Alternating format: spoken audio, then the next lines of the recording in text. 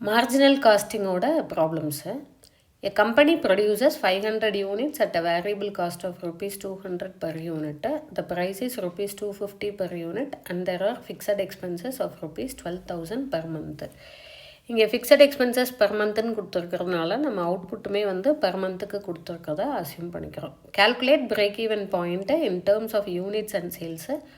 Also show the profit at 90% capacity. So marginal காஸ்டிங்கில் first நம்ம calculate பண்ண வேண்டியது contribution. Contribution is equal to selling price minus variable cost, that is 250 minus 200, 50 rupees per unit வந்துடும். PV ratio is equal to contribution by sales into 100. So 50 divided by selling price 250 into 100 போட்டிங்கன்னா 20% PV ratio. Fixed cost per annum 12,000 per month கொடுத்துருக்காங்க. So into 12 போட்டோன்னா 1,44,000 fixed cost per annum. Break even point in units is equal to fixed cost divided by contribution per unit. Fixed cost 1,44,000, contribution per unit 50 rupees. இங்கே எடுத்துருக்கோம். So total வந்து 2,880 units வந்து break even point in units. Break even point in rupees வரும்போது fixed cost divided by PV ratio. Break even point in யூனிட்ஸ்னால் fixed cost divided by contribution per unit போடுறோம். Break even point in ருபீஸ்னால் fixed cost divided by PV ratio. PV ratio 20%. So 1,44,000 divided by 20 into 100 போட்டோம்னா 7,20,000. அடுத்து நம்ம part B of the answer calculate பண்ணோம். That is 90% of the கெப்பாசிட்டியில் profit எவ்வளோ. அப்போ existing capacity பார்த்தோன்னா monthly capacity 500 into 12 போட்டோன்னா 6,000 units வந்து ஆனுவல் கெப்பாசிட்டி. அதில் 90%ன்னு போட்டோன்னா 5,400 யூனிட்ஸு. அப்போ 5,400 யூனிட்ஸுக்கு ஸ்டேட்மெண்ட் ஆஃப் ப்ராஃபிட் போட்டோம் அப்படின்னா அப்போ statement of profit at 90%. Sales at 90% capacity na 5,400 into 250, that is 13,50,000. Variable cost ஒரு யூனிட்டுக்கு 200, so 5,400 into 200, 10,80,000. Contribution sales minus variable cost 2,70,000. Fixed cost minus பண்ணோன்னா profit வந்து 1,26,000 rupees at 90% capacity. So marginal காஸ்டிங்கை பொறுத்த வரைக்கும் அவங்க என்னென்ன கொஸ்டின் கேட்டிருக்காங்கன்னு பார்த்து அதுக்கு தகுந்த மாதிரி நம்ம ஆன்சர்ஸ் பண்ணோம்.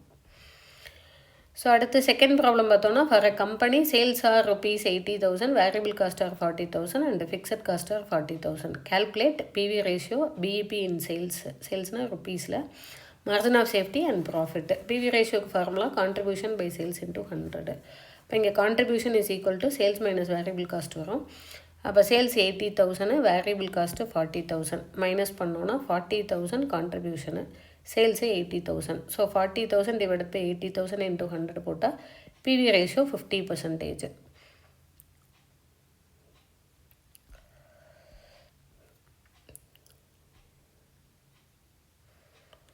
பிஇபி இன் சேல்ஸ் பார்த்தோன்னா fixed cost divided by PV ratio, that is 40,000 divided by 50 into 100, that is 80,000 rupees. Margin of சேஃப்டிங்கிறது actual sales minus BEP sales, 80,000 minus 80,000.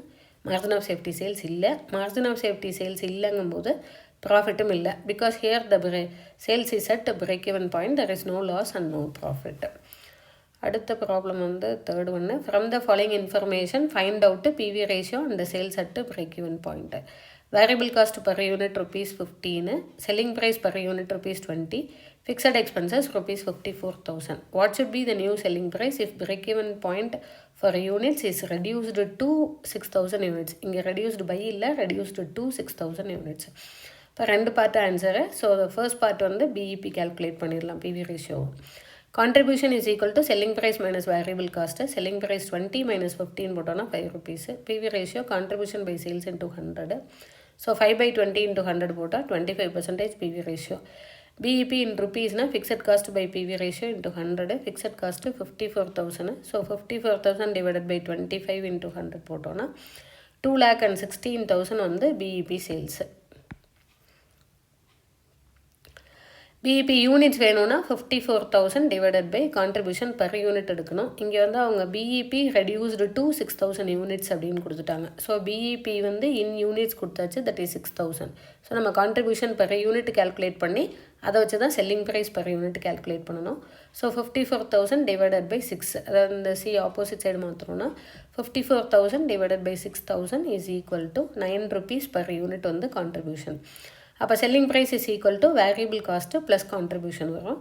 So existing variable காஸ்ட்டுன்னு எடுத்துட்டோம் அப்படின்னு பார்த்தீங்கன்னா இப்போ அட் ப்ரெசென்ட் வேரியபிள் காஸ்ட்டு 15 கொடுத்துருக்காங்க. So expected contribution 9 சேர்த்தணுன்னா new selling price will be ₹24. அடுத்த sum எடுத்துட்டோன்னா calculate PV ratio BEP margin of safety based on the following information. Sales 1 lakh, total cost 80,000, fixed cost 20,000. அப்போ total cost 80,000லேருந்து fixed காஸ்ட்டை minus பண்ணால் variable cost கிடச்சிரும். So variable cost is equal to total cost minus fixed cost, that is 60,000.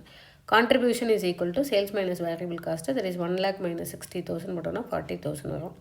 PV ratio is equal to contribution by sales into 100, that is 40%.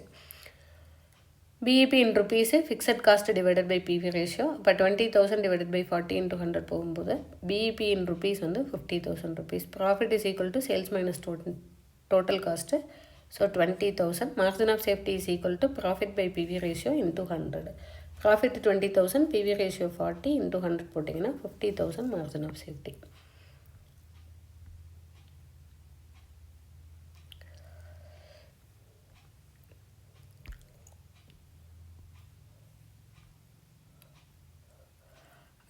The national company has just been formed. They have a patented process that will make them the sole suppliers of product. During the first year, the capacity of their plant will be 9,000 units. So first year la ungaloda capacity 9,000 units thaan. And this is the amount they will be able to sell. Their cost are direct labor 15, raw material 5, other variable cost 10. அப்போ இது மூணே add பண்ணிங்கன்னா ₹30 வந்து total variable cost வந்துடும். Fixed cost 2,40,000.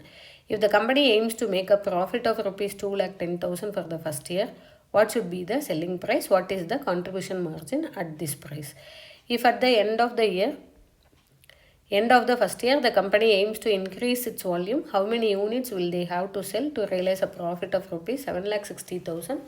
Subject to following condition. An increase of ₹1 lakh in the annual fixed cost will increase their capacity to 50,000 units. Selling price is at ₹70 per unit and there is no change in cost. ₹5 lakh invested in advertising. So, the first part of the answer பார்த்தோம் அப்படின்னா variable cost per unit is equal to 30 per unit வருது. டோட்டலாக அவங்களோட annual production for the first year வந்து 9,000 units தான். So 9,000 into 30 போட்டோன்னா 2,70,000 வரும். Fixed cost 2,40,000, which is given in the problem itself.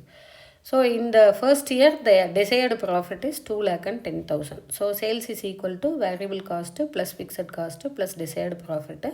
So the total expected sales is 7,20,000 divided by 9,000 போட்டோம்னா selling price per unit வந்து ₹80 fix பண்ணணும் during the first year. ₹80 fix பண்ணால் தான் அவங்களோட desired profit 2,10,000 அவங்களால realise பண்ண முடியும். அதே செகண்ட், அதாவது that is at the end of the first year the situation change ஆகுது. So they want to spend additional கெப்பாசிட்டிக்காக ஒரு 1 lakhம் அட்வர்டைஸிங்காக 5 lakhம் ஸ்பெண்ட் பண்ணணும்னு பார்க்குறாங்க. So the total fixed expenses becomes 8,40,000. So contribution பார்த்தீங்க அப்படின்னா நியூ செல்லிங் ப்ரைஸை அவங்க 17 ஃபிக்ஸ் பண்ணுறாங்க. So new contribution is equal to selling price minus variable cost, that is ₹40 வந்துடும். So required sales is equal to desired profit plus fixed cost divided by contribution per unit. In the second scenario, அவங்களோட desired profit வந்து 7,60,000. First scenarioல அவங்களோட desired profit 2,10,000. Second scenarioல desired profit 7,60,000. So 7,60,000 plus 8,40,000 divided by 40. அதான் contribution per unit. So 16 lakhs divided by 40 போட்டோம்னா 40,000 units வந்து required sales. So இதில் இந்த சம்மை பொறுத்த வரைக்கும் 2 சிச்சுவேஷன் கொடுத்துருக்காங்க. ஒரு situation during the first year the fixed cost will be 2,40,000 and desired profit 2,10,000. Second year that is at the end of the first year அப்படின்னு கொடுத்துருக்காங்க. ஸோ அங்கே வந்து ஃபிக்ஸட் காஸ்ட்டு 8,40,000, எக்ஸ்பெக்டட் ப்ராஃபிட் வந்து 7,60,000. அதை பேஸ் பண்ணி marginal காஸ்டிங்கை பொறுத்த வரைக்கும் கம்ப்ளீட்டாகவே பார்த்திங்கன்னா ஃபார்முலா பேஸ்டு தான். பட் அவங்க கொடுத்துருக்க கொஸ்டினை ப்ராப்பராக அண்டர்ஸ்டாண்ட் பண்ணால் தான் நம்மளால் சால்வ் பண்ண முடியும்.